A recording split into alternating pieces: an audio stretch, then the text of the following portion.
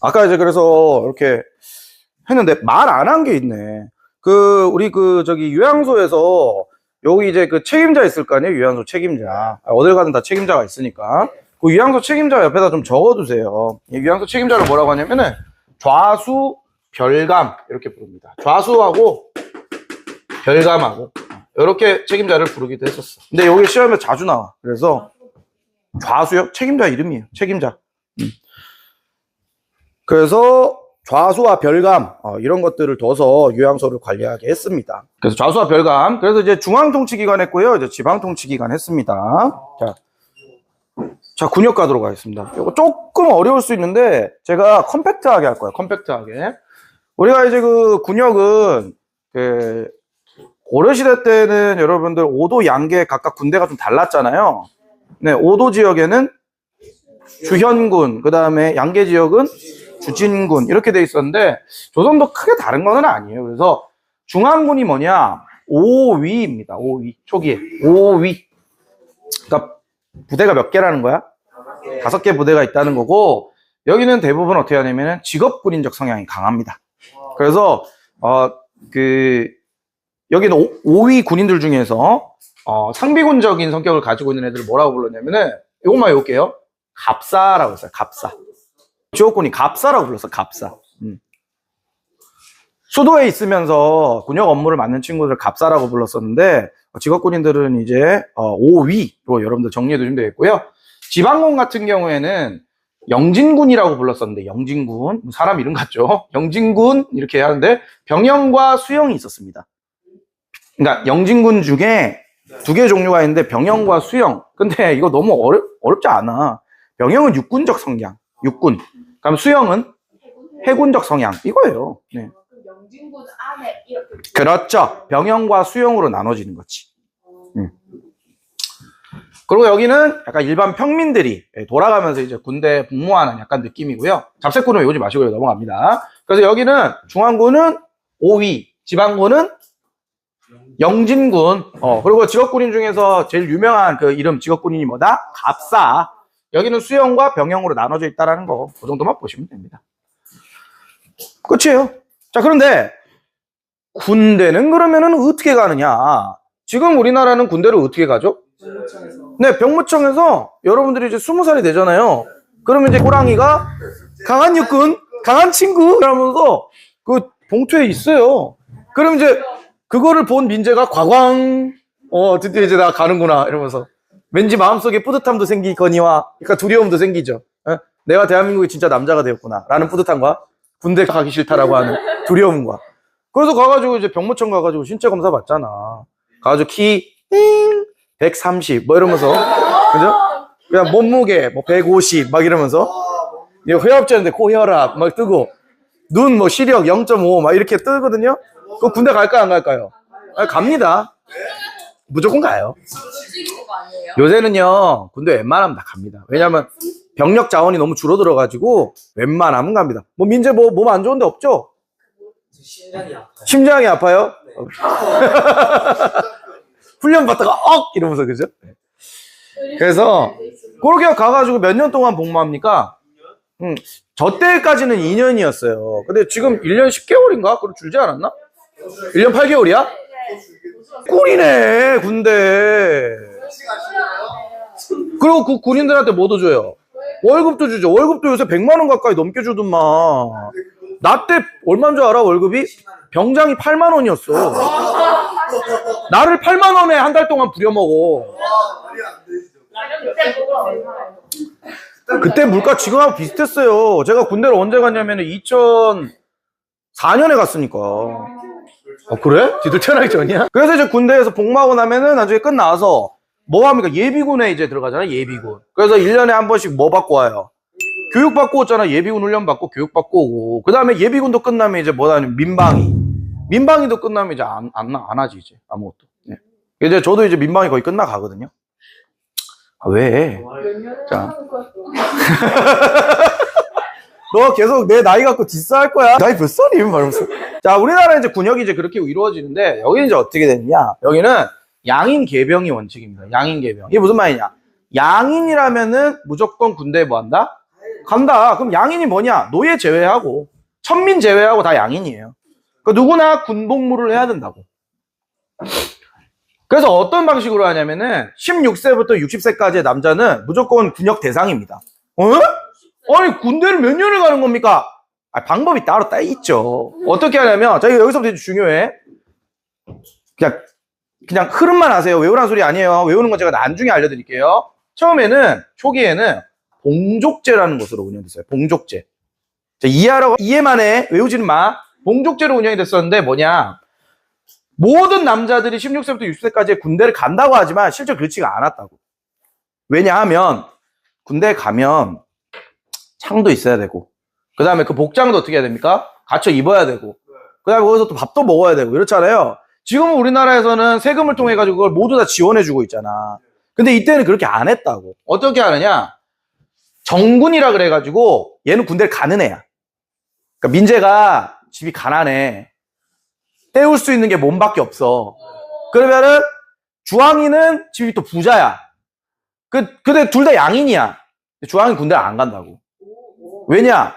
민재는 가난하니까 민재를 몸으로 때워야 되는 거고 민재가 군대를 갈 때 여러 가지 뭐 복장이라든지 품삯이라든지 이런 거 있잖아요. 그걸 주황이가 지원해 주는 거야. 그 주황이는 군대 안 가도 돼. 그렇죠. 돈으로 때우는 거예요. 그 민재는 가난하니까 가야 된다고. 알겠니? 자, 그래서 정군 갑니다. 그리고 그 정군을 지원해주는 뭐가 있다? 보인이 있어요. 보인이 이제 중앙인 거지. 그래서 원래 한 호당 3인이 한 명을 지원합니다. 그러니까 민재 한 명을 3명이 지원한다고. 오케이? 뭔 말인지 아시겠죠? 그래갖고 처음에 봉족제가 시행이 됐다가 나중에 뒤에 세조 때 보법이라고 하는 것으로 바뀌어요. 봉족제에 살짝 변화를 주는데 이건 어떻게 하느냐? 2인이 한 명의 정군을 지원합니다. 생기해. 3명이 어떻게 됐어요? 3명에서 한 명이 어떻게 되고요? 줄어든 거잖아. 그러면 이거 좀 안 좋아지는 거 아닌가요? 그렇게 안 해. 어떻게 되냐? 요 지원하는 이 보인을 재산별로 부과합니다. 이게 무슨 말이냐면 부자한테는 야, 너 지원 많이 해. 이게 뭐 비율을 두겠지. 거기까지는 모르고. 그러니까 예를 들어 주황이 집이 부자야. 근데 걔가 보인이야. 그러면 어떻게 하는 거야? 민재한테 지원을 많이 해줘야 된다고. 그죠? 근데 내가 이제 이거 지원해줘야 되는데 좀 가난해. 그러면 지원을 어떻게 합니까? 좀 좁게 해주는 거죠. 그래서 재산별로 부과해가지고 여기에 있는 이 정군을 어떻게 하냐면 지원을 합니다. 그래서 나름 합리적으로 이거를 지원이 가능해졌기 때문에 군사력이 증가하고 정군도 꽤 증가를 합니다. 그래서 봉족제와 보법 이렇게 있는데 선생님 이거 외웁니까? 외울까요? 아니요. 안 외워도 돼. 그냥 이런 지원 체계가 있었다는 것 정도만 기억해줘.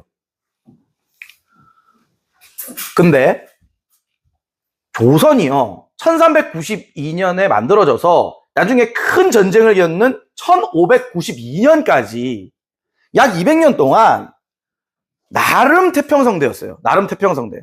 그래서 뭐 전쟁이 중간중간 있기는 하지만 거의 전쟁이 없어. 그러면은 군대가 필요가 있어 없어? 있긴 있지. 항상 대비를 해야 되잖아. 근데 가가지고 할 일이 없는 거야.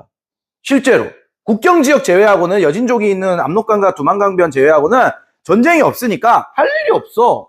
그러면 이제 그 사람들 군대 가가지고 뭐해? 땅질. 아니면 그 공사 일을 하는 이제, 거 이제 군대에서 이제 유명한 용어죠. 삽질하는 삽질. 아무 이유 없이 가 삽질하는 거야. 막 뭐 성을 개보축할 때 힘들게 거기 가가지고 막 성을 쌓는다든지 우리가 이제 흔히 노가다라고 하잖아요. 가가지고 이제 노가다 하는 거야. 그래서 이걸 보통 뭐라고 표현하냐면 이렇게 표현을 하죠. 군역이 내가 나라 지키라고 거기 가서 이제 군사 훈련 받고 이래야 되는데 군역이 평화롭다 보니까 요역화가 된다고. 뭔 말 아시겠어요? 나라 지키러 갔는데 거기 가서 뭐 한다는 거야? 요역을 한다는 거야. 노가다 한다는 거야. 가가지고. 그래서 이거를 진짜 가기 싫어했었어요. 그래가지고 이제 어떻게 하느냐? 대립제라고 하는 것이 성행하는데 내가 정군으로 이제 지목을 받았어. 내가 가야 돼, 거기. 군대 가야 돼. 그러면은, 나 군대 안 갈래요. 군대를 왜 안 가, 임마? 어차피 그거 가서 할 것도 없잖아요. 막 이러면서. 그래서 내가 군대 안 가는 대신에 그냥 돈으로 때울게요. 그래서 정군이 어떻게 하냐면 그냥 돈으로 때워버리는 거야. 그걸 뭐라고 하냐면은 중요합니다. 대립제라고 하는데, 대립제. 이 대립제를 어떤 방식으로 하냐면 중요해. 국가에 군포를 납부하고 군역을 면제받아 버립니다. 자, 중요합니다. 내가 군대 안 가는 대신에 국가에 뭐를 납부한다고요? 군포를, 머니를 납부해 버린다고. 그래서 어떻게 하냐면 국가에 군포를 납부하고 군역을 면제받는데, 여기서 말하는 군포는 머니가 아닙니다. 돈이 아니에요. 뭐냐면 옷감이야, 옷감. 옷감. 세금을 낼 때 여러분들 조용조 기억하시죠? 거기에서 조용조의 마지막 조자가 뭐야? 국가에 특산물을 내는 건데 보통 뭘로 낸다 그랬어요? 비단으로 낸다고 그랬잖아, 옷감으로. 그러니까 옷감 자체가 화폐야, 화폐. 두루마리 휴지처럼 옷감이 둘둘둘둘둘 말려 있는데 그거 한 덩어리를 뭐라고 하냐면은 한 필이라고 그랬어요. 한 필. 그래서 군포를 어떻게 하냐면은 한 필, 두 필, 세 필 납부하는 거야. 그러면 어떻게 하는 거예요? 군대 안 가도 된다는 거예요. 됐죠? 그래서 어떻게 바뀌냐면은 그냥 이제 다 군대 안 가. 직업군인들 제외하고. 그냥 정남 1인당, 그러니까 남자 1인당 군대 안 가는 대신에 뭐를 내라? 두 필의 옷감을 내라 라고 하는 것으로 바뀐다는 조선 중기 쪽으로 오게 되면. 그래서 옆에 보면 옷감 한 필에 세로 30, 가로 16m 이렇게 되어 있죠. 옷감이 이 정도 되고 가로가 16m. 그걸 옷감을 막 짜야 돼. 집에서 막 짜는 거야. 이게 화폐나 다를 바가 없었다고. 옷감이. 우리 옷은 무조건 입어야 되잖아. 빤스 무조건 입잖아. 그런 것처럼. 그리고 이제 추가하기 위해서 보충군 제도라고 하는 것도 하는데, 노비들이 천일을 군대에 복무를 하면은 뭘로 디리링 승격시켜준다? 일반 평민으로 승격시켜주는 제도도 있었어요. 그래서 이제 전체적인 흐름이 이런 거지. 부자인 사람들은 아예 안 가고, 부자가 아니더라도 군대 가기 싫은 사람들은 뭘로 떼어버리고? 돈으로 떼어버리고. 정말 약한 사회 밑바닥 계층인 노비들은 어떻게 한다? 군대 가가지고 거기서 몸으로 떼어서 양인이 되기도 하고. 그러니까 전체적으로 군역이 어떻게 하냐면 굉장히 좀 혼란해지고 안 좋아지는 상황이 된다는 거예요. 자, 다 필요 없어요. 여기서 여러분들 딱 하나만 외웁니다. 후기로 가면서 군대를 뭘로 때우는 게 늘어났다고? 머니, 군포. 옷으로, 옷감으로 때우는 애들이 많아졌다 이 말이에요. 여기까지만 다 기억하시면 돼요. 아시겠죠? 그걸 보통 뭐라고 하냐면은 군적 수포제. 그러니까 군을 가는 것을 포로 때운다. 뭐 이런 뜻이에요. 그래서 군적 수포제 이런 일들이 많이 일어난다라는 겁니다.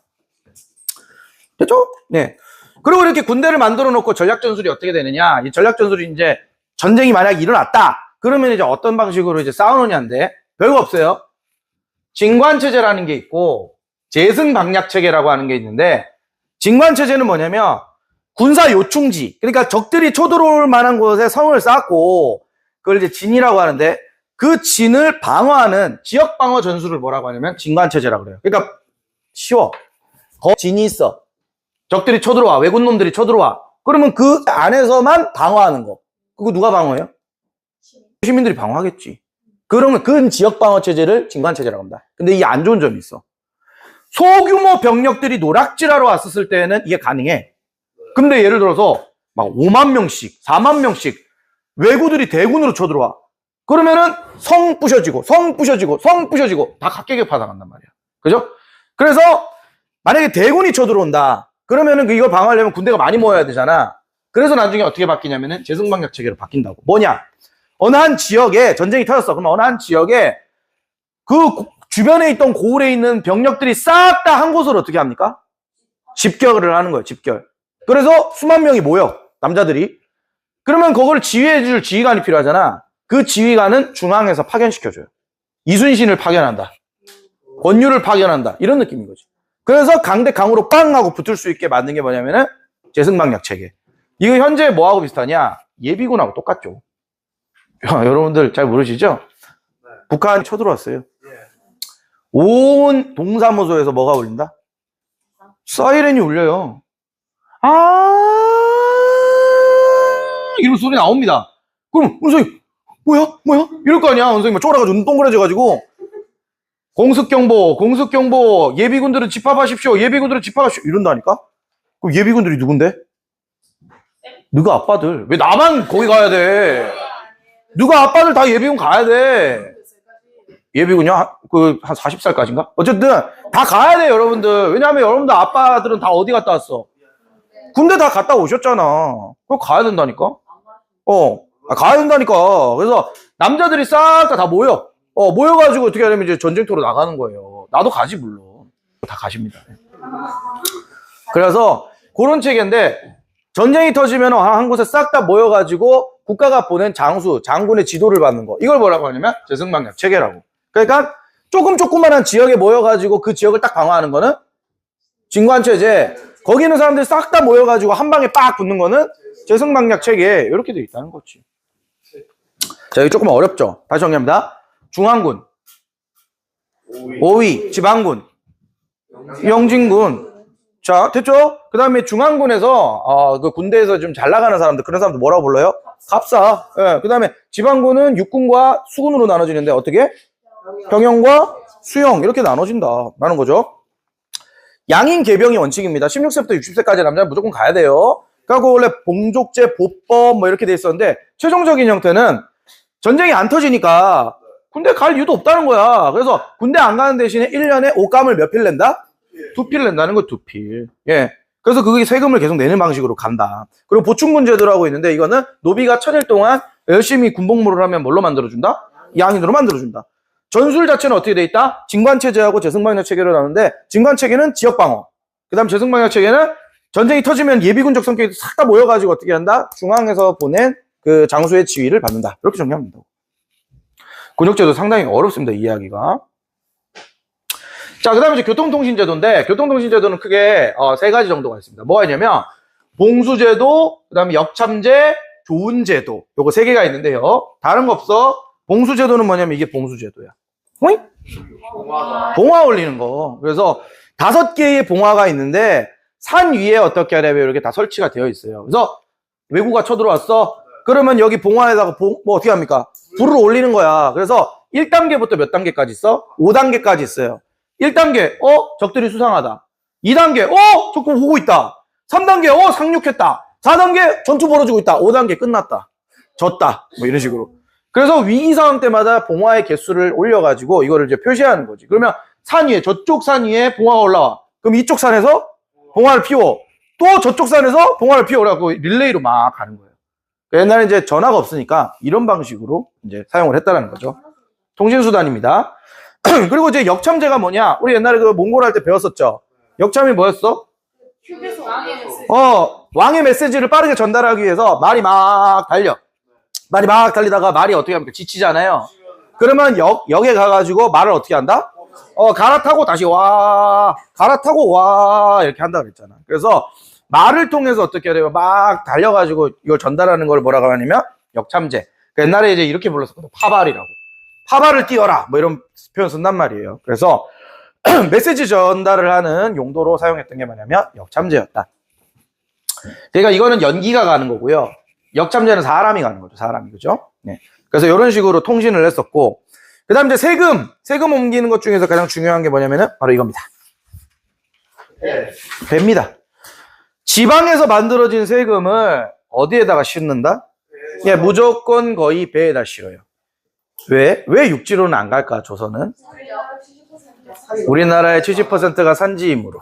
예, 너무너무 힘들었단 말이야. 지금이야 여러분들 뭐 경부고속도로 이런 거 뚫려서 그냥 5시간 만에 4시간 만에 가지만 이젠 그런 거 없잖아. 그래서 그 무거운 짐들을 어떻게 다 그걸 옮기냐고. 그래서 무조건 거의 바닷길로 어떻게 하냐면 세금을 옮기는데, 이렇게 바닷길로 세금을 옮기는 걸 뭐라고 하냐면 좋은 제도라고 불렀었다고. 좋다 나쁘다 할 때 그 좋은이 아니야. 좋은 제도라고. 좋은 제도. 네. 오, 정답이에요. 그런 경우도 굉장히 많았었어요. 그런 거는 이제 전손 처리하죠. 보험 처리하지 뭐, 보험 처리. 예. 그런 경우 되게 많았었어요. 그래서 보통은 이거 옮길 때 먼 바다로 이동하는 게 아니라 해안선을 따라서 이렇게 이동한다고. 뭔 말인지 알지? 해안선을 따라서 이렇게 이동하다가 갑자기 날씨가 안 좋아져. 그럼 바로 어떻게 합니까? 바로 되는 거지, 육지에다가. 예, 그래갖고 최대한 손실이, 로스가 나지 않도록 굉장히 노력했다고. 그래서 지방에 이제 세금을 모으는데, 지방에 세금을 모으는 창고를 뭐라고 불렀냐면은 조창이라고 불렀어요. 조창. 조세를 모으는 창고. 그래서 조창에서 세금을 일단 모은 다음에 전국에서 좋은 제도를 통해 가지고 수도로 옮깁니다. 세금을. 그 수도로 옮기는 세금을 모으는 창고를 뭐라고 그러냐면 경창이라고 불렀어요. 경창. 수도 경자를 써가지고. 그래서 조창에서 먼저 세금을 모아. 그 다음에 좋은 제도를 통해 가지고 경창으로 다시 쫙 모으는 거죠. 한 군데에다 이렇게 모아놓고 한 번에 갖다 주는 그렇죠. 조창에, 각 지역에 조창이 있을 거 아니야. 창원에 조창이 있을 거 아니야. 세금을 조창에다 모아. 창원에 조창에다 모아. 그래서 배에다 다 실어. 그런 다음에 그걸 어디로 옮긴다는 거야? 서울 경창으로 옮긴다는 거야.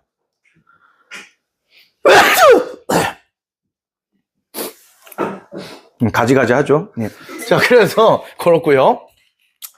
근데 세금을 모았을 때 특수지역 두 곳은 세금을 옮기지 않습니다. 어디냐면은 평안도하고 함경도는 세금을 모아서 수도로 옮기지 않습니다. 왜 그럴까요? 이 지역이 군사 지역이기도 하고요. 평안도하고 함경도는 날씨가 매우 추워서 농사 생산량이 그렇게 많지가 않아. 그래서 옮기는 비용이 더 많아. 그러니까 예를 들어서 우리 예를 들어 200원짜리 물건을 쿠팡에서 샀어. 스티커 같은 거 샀어. 근데 배송비가 2,500원인 거야. 그럼 사요, 안 사요?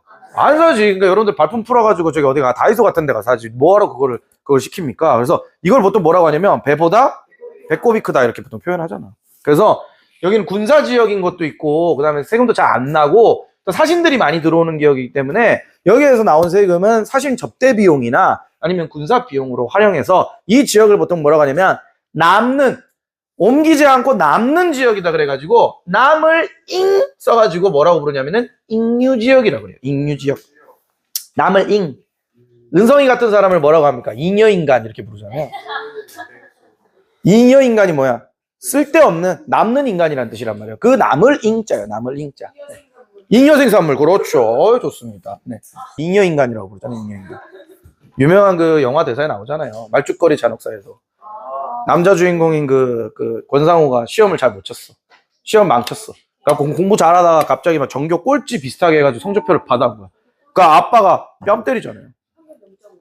야, 성적 이게 뭐야? 네 입으로 들어가는 쌀이 아깝다. 뭐 이런단 말이에요. 그래갖고 너 이렇게 공부 못하면 뭐 되는 줄 알아?